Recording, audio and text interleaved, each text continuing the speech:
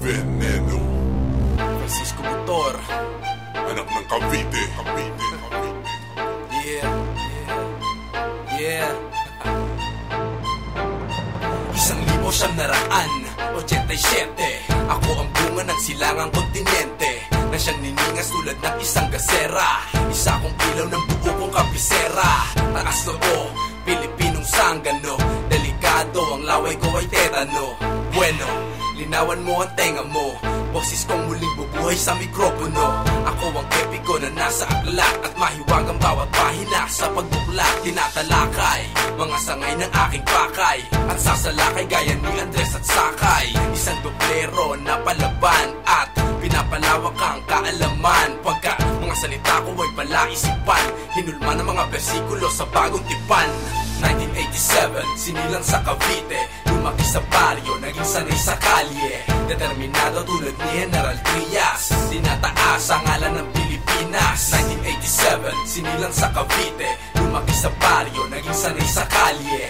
Determinado tulad ni General Trias, tinataas ang ngalan ng Pilipinas. Isang makata na sinilang sa Cavite, kompositor tulad ni Julian Felipe.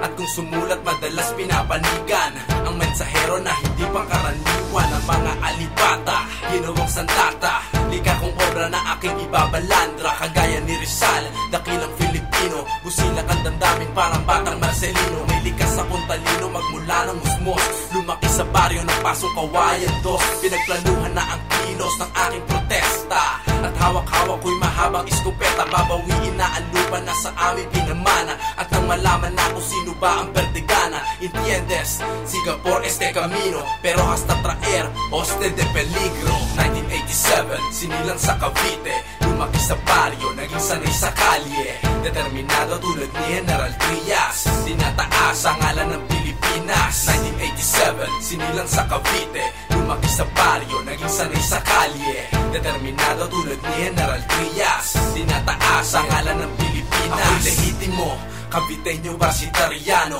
mula sa linya ng dugo ni Mariano Trias, katumbas ay aserong lason, kamay na bakal ng kay Pamphilo Lacson. Ang aking pinandarag, maliksi ang bawat latag, mga maling paratang ay isa-isang binasa. Gamit ang aking panulat, tila armas ng guerrilla.